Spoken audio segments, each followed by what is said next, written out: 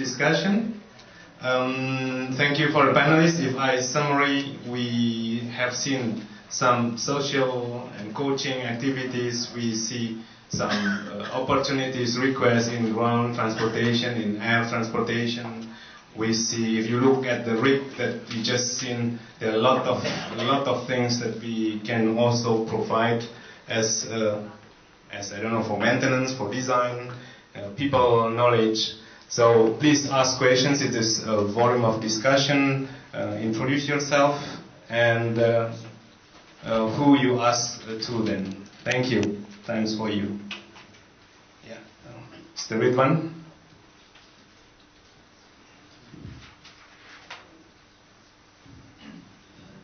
Thank you very much. My name is Ridwan and I come from Munich. I'd like to ask Mr. Widoyoko. Well, after seeing your presentation about this light rail system, it seems to me that you have a real experience dealing with the government in Indonesia. In one of your presentation, which is, well, the picture showed that the picture is taken in 2009, and you said that it is still ongoing discussion with the government. Well, after 3 years, it should be deal of the year then. So based on your real experience, what is exactly the challenge to deal with the government in Indonesia? Thank you.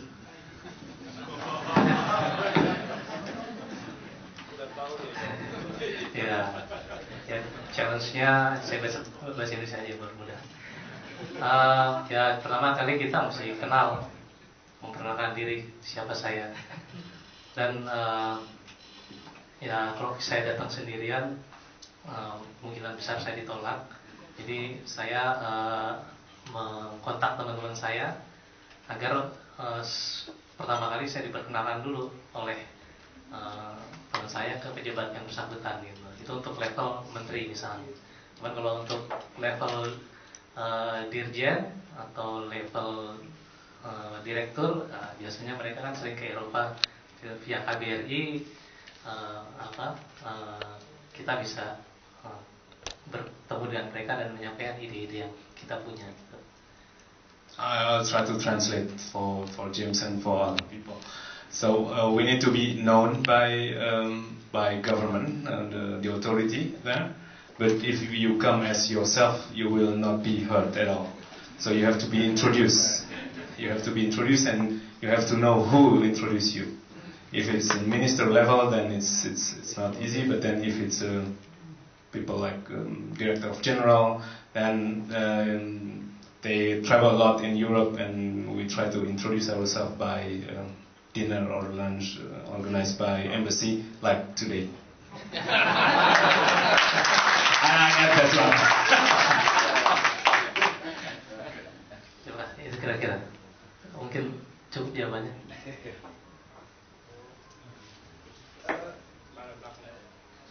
Sebentar, hambatan apa, Pak? Dan sekian banyak tantangan yang ada apa? Apakah mungkin ada yang dikatakan sebagai hambatan? Sehingga mungkin kalau saya dengar tadi, Bapak bilang 2009 waktu bicara 2009, kemudian sampai sekarang 2012 itu masih dalam hambatannya ketakutan. Jadi ketakutan berprasangka buruk terhadap tram itu. Jadi nanti dibilang busway aja lah berapa orang sekian ratus sebulan itu ada berapa orang yang ditubruk sama busway misalnya. Nah kalau misalnya tram nanti lebih bahaya lagi.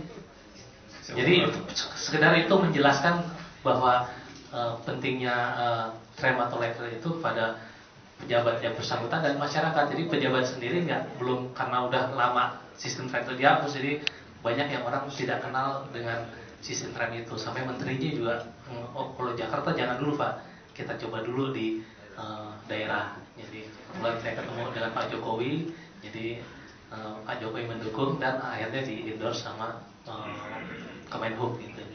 Dan untuk sistem tram ini ya orang masih punya prasangka buruk gitu. The next question is what is the burden or the obstacle? The obstacle is how to take decisions in front of public opinion. So if we have busway in Indonesia and a lot of accident, you saw the pictures, and if we replace by jadi hutan itu bisa direboisasi lagi untuk menghasilkan air di sungai-sungai itu. Sungai itu bisa menghasilkan listrik untuk transportasi. Jadi itu sistemnya sustainable, berkesinambungan. Kira-kira gitu. Menghindari banjir gitu. Musim kemarau karena kita udah reboisasi, kalau hutannya bagus, musim kemarau juga tetap akan mengalirkan air. Tapi di Amsterdam sendiri, di tram Amsterdam ditulis this tram ride of a groene stroom. Jadi tram ini berjalan atas energi hijau. Jadi dia menghasilkan juga listrik dari wind turbine. Jadi di Indonesia juga banyak angin. Kenapa nggak dipraktikan itu wind turbine misalnya? So where does come from the electricity? It's from river, but in Java you have a lot of no more forest, and the risk of flood is very important, and we can tap for this flood risk river into energy. That's what I just summarized.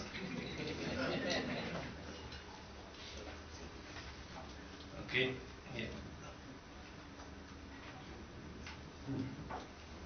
Yeah. Good afternoon. Is it possible that I would like to speak in Indonesian? Is it okay or? Yes, it's okay. Yeah. Okay, I'll try to speak in English then. Very good. So everyone is going to understand what I'm going to say. My name is Ahmad Aditya. I'm from an organization called International Indonesian Scholars Associations. This organization has like 200 members of Indonesian professors and Indonesian doctors who works in different university and different academic institutions all over the world. Actually, I would like to ask maybe more like propose an idea in this very good conference. In these organizations that we built in 2009, we already create some collaborative project between the government and also the private sector. For example, we are making a project with one of the hospital in Jakarta. One of the Indonesian scholars who work in Malaysia, for example, is having a product that we are going to apply those products massively in Indonesia. That's one of the projects that we are working on. And the second project that we are working on in these organizations is, maybe you know it, it's called the Putra Petir project. It's Pak Dahlan Iskan project. One of our scholars is also working on that project. So I was kind of proposing to all the audience, or maybe to all of the speakers, which I thought is very interesting. There's people who's working on energy, people who's working on the Airbus industry. Is it possible that we can come up from this conference with an idea to making a collaborative project, a small one maybe, linking the Indonesian government, the private sector, with the scholars abroad or with the professionals abroad to apply those innovative projects, innovative product in Indonesia? Because I think maybe that's one of the output that we are expecting from the idea of this conference, which is going to be very interesting and very useful, I think. The question is for all of the speakers, because I see Pak Widyoko is answering all the questions, so I'm asking to everybody about some kind of proposal or some kind of idea which we can think together and brainstorm in this very nice conference. Thank you. Thank you, Pak Aditya. Silakan, Bapak. Any one of you? That's what we want to do finally. That's why we are here. I think the idea is really an excellent idea, and then for sure for me, the presentation today we propose the so-called National Cancer Institute of Indonesia. We know the reality in the field in Indonesia, in particular when we talk about cancer, it's still very difficult. We have a discrepancy between clinical practice in Java and non-Java. Even in Java itself, it's still difficult to reach the level of good clinical practice that we practice here in Europe, for example, right? But with the proposal, a simple proposal actually, to activate all those academic hospitals across Indonesia. We have, for example, in Sumatra, we have from Universitas Sumatera Utara, yeah. In Makassar we have Hasanuddin University. In Aceh we have all those universities with the so-called teaching hospital. This simple idea could be translated in form of more structured, in more structured way, as well as it will boost the opportunity for research. To be honest, the level of research for cancer in Indonesia is very low. If we see, for example, the ASCO, the American Society for Clinical Oncology, there is almost nobody from Indonesia ever published there. In European Journal of Cancer, you see almost nobody from Indonesia ever published there. And that's the first challenge for us. Yeah? And then if we are able to initiate this proposal to activate the National Cancer Institute in Indonesia, I'm sure in 10 or 15 years we'll be able to lead, at least in Southeast Asia, perhaps in Asia. I'm sure about that. But we have to provide the data center. In my case, I'm talking about my case only, and then the rest of the speakers can talk about their case. To activate data center in which we have methodologies. Because this is sometimes we have good doctor, but we do not have good methodologies. Right? We don't have good statisticians.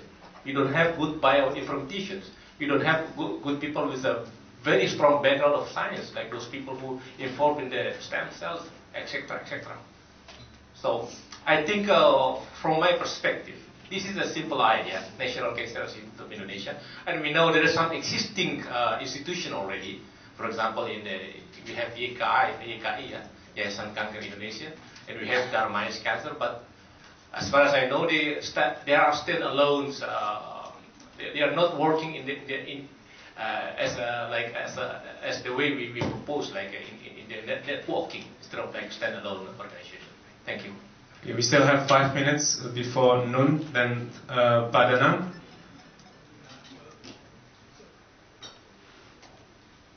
Pak Danang from. Then there is Pak Bambang afterward. Hello, my name is Danang. I'm from Antwerp. I'm working as engineers in kinetic space. I have a short question for Video Yoko. I would like to know, do you have any numbers or how many million of dollars the development of the light rail systems that you have in mind? And that's my first question. My second question is pertanyaan kedua ke Pak Adam. Ya, si Jerman sampai sekarang gimana profilnya Pak? Berapa sarjana, berapa ahli apa saja, dan ada kira-kira menuju ke depannya bagaimana yang diharapkan kira-kira bisa bekerja sama dengan Indonesian Integrated atau di-integrated ke Indonesia Integrated, mungkin ada pandangan-pandangan seperti itu. Pertanyaan saya. The second question is about the profile of expert and scholar from Indonesia. What kind of profile, what do you have there, and how we can work together?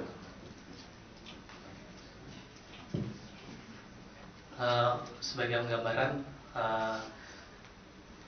harga satu unit tram buatan Alstom yang terdiri dari 3 unit kereta, harganya sekitar 4 juta euro. Dari PT Inka bisa menawarkan harga separuhnya.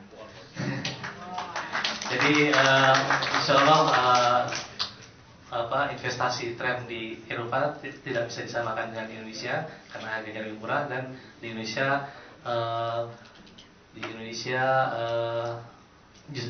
pasti lebih murah, dan tergantung dari sistem yang ingin kita inginkan gimana. Jadi kapasitasnya berapa, 1 jam dia bisa mengantarkan penumpang dalam satu arah berapa orang. Jadi itu tergantung tiap kota masing-masing berbeda, antara Jakarta dengan Solo tentu berbeda. Jadi tergantung kapasitasnya. Jadi itu juga menentukan harga. Cuman untuk di Solo nanti saya akan membuat pilot project untuk percontohan kota Indonesia semuanya. Solo dan Jogja. Untuk Solo kami menyediakan sekitar 100 juta dolar kira-kira. Demikian, terima kasih. That's what the price of tram. And if you buy from Alstom, one tram with row 4 wagons, it costs 4 million euros. If you do it in Indonesia, it's half. But PT Inka can do it for half. So now, kalau dulu ngobjek beli angkot, terus kita objekin, sekarang kita ngobjek beli tram, rame-rame kita objekin. That's my joke. Before we buy a taxi, now we buy tram and then we do taxi. Silakan Pak Adam. Terima kasih Pak. Pertama mungkin kalau tentang IASI, kalau di IASI itu saat ini kita ada data banking ada 231 orang yang ada dalam database kita. Itu memang di organisasi ini kita ada klaster-klaster, jadi ada klaster energi, klaster ekonomi politik, klaster macam-macam. Kemudian program yang selama ini kita lakukan tradisi adalah istilahnya produksi gagasan. Kalau istilah teman-teman ini adalah kita bikin simposium, kita hasil bukunya itu kita kita publish. Dan ini memang tahun 2006 kita bikin simposium yang sangat besar. Waktu itu datang juga Menteri Stek, waktu itu masih Pak Nu. Dan hasil presentasi, hasil gagasan presentasi yang kita bikin waktu itu kita dijanji akan bisa direalisasikan di Indonesia karena Pak Menteri sendiri datang. Tetapi ini biasanya indah-indah, tetapi ternyata akhirnya juga berbeda kenyataannya. Sehingga sekarang ini kita berubah bahwa kita tetap melanjutkan tradisi itu untuk memproduksi seperti itu gagasan untuk sebagai masukan, tetapi kita juga realistis melihat apa saja yang kita bisa lakukan. Salah satunya sekarang ini kita melihat proyek sosial terutama, dan itu kalau proyek sosial yang tidak mengharapkan harus dari pemerintah, kita bisa jalan dengan sendiri, itu akan kelihatannya kasus yang kita lakukan lebih sukses, lebih bisa kita laksanakan sendiri, lebih bisa jalan gitu ya. Tapi kita juga mencoba proyek hal-hal yang sifatnya teknologi tinggi. Salah satunya yang di presentasi saya adalah mobil nasional. Kita ingin sekali mendukung mobil nasional karena kita juga sudah komunikasi dengan network kita di Jerman banyak sekali, dan dari Jerman sudah oke banget, cuma dari Indonesianya yang agak sulit komunikasinya biasanya. Jadi ini juga mungkin mudah-mudahan nanti PT Inka ada yang bisa dikerjasamakan dengan IASI Jerman, saya mudah-mudahan. Kemudian yang kita lakukan yang cukup sukses sekarang ini adalah kerjasama perguruan tinggi. Jadi kita membantu beberapa perguruan tinggi kecil dan menengah untuk review kurikulum, kemudian mengirim profesor dari Jerman. Itu juga adalah kerjasama dengan dibiayai oleh pemerintah Jerman. Pengirimannya mereka datang ke sana membantu review kurikulum, kemudian membantu memberikan bahan pengajaran, kemudian berikan workshop ke dosen-dosen yang akan mengajar bidang itu. Itu cukup sukses, dan tahun lalu kita kirim 12 orang dan sekarang ini ada 9 orang tahun ini.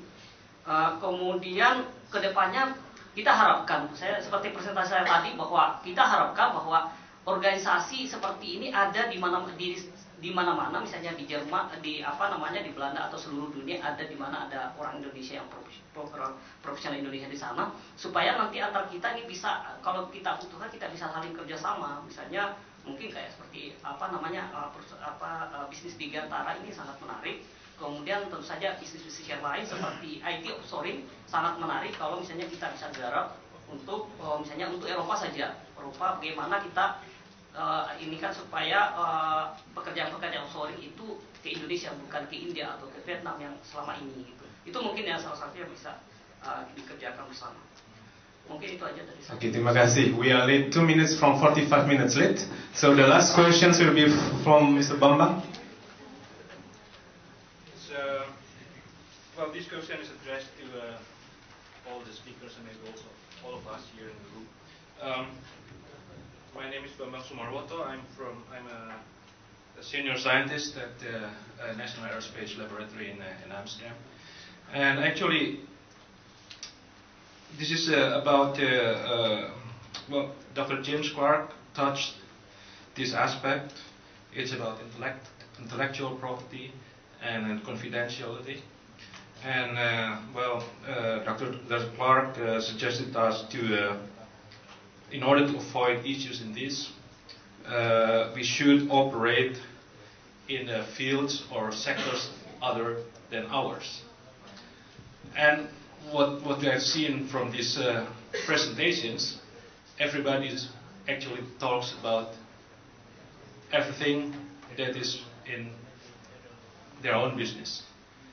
And well, if I see the diversity of the backgrounds, that I can see that the level of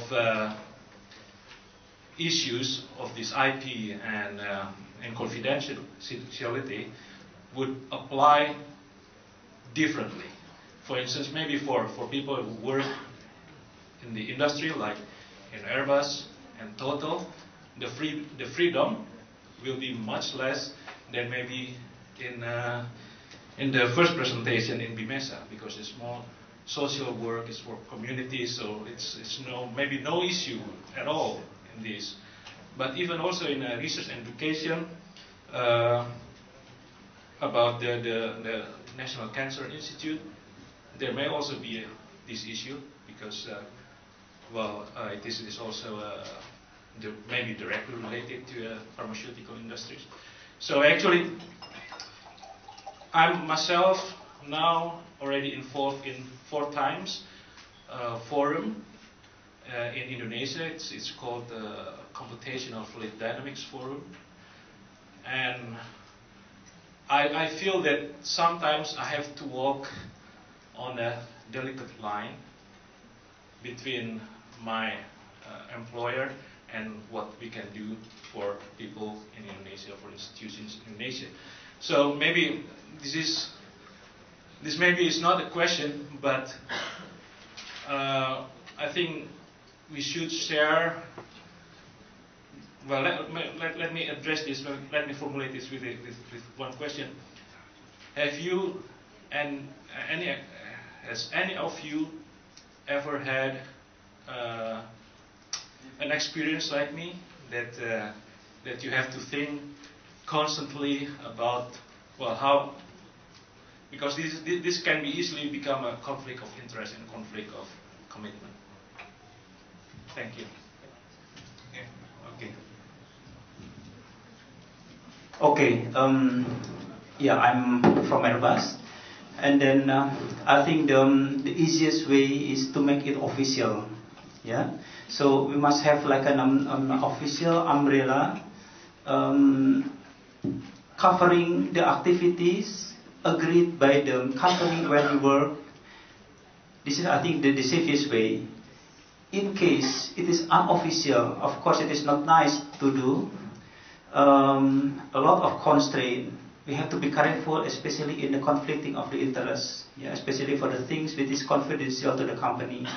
So my experience is make it official, and then be informed with our management or our company that we would like to share our experience in the certain things to the certain company. Usually, if our presentation is in line with the policy of the company or the vision of the company, yeah, I think it's no problem. But if there's a conflict, for example, then I think it's good idea. I mean, to have the feedback from our management to do this. Yeah, but the key point is make it official. This is my opinion. Thank you. Pak Najib, if you can just cross the micro, please. Thank you. Just thank you. Just to share with you what how we manage things, especially in relation with whether it is confidential or not in most, I think, in most of the oil and gas companies. There are a lot of things that we share together, we work together, there are a lot of research and development. We work together with our competitors. You know, a lot of them. And for instance, in today's situation, after the major spills in the Gulf of Mexico, for instance, all oil and gas major companies, they are working together. If such a case happen again, for instance, we will work together. We share our knowledge, we exchange our studies, our research and development. We have built several joint research and development. For instance, another case, how to explore the deep sea. Deep sea, for instance, just recently in the Philippines, 3,000 meters of the sea depth, just close to Indonesia. How to explore the deep sea, and then how to explore in the deep cold. In French, we call it the grand froid, grand fond. So very deep and very cold.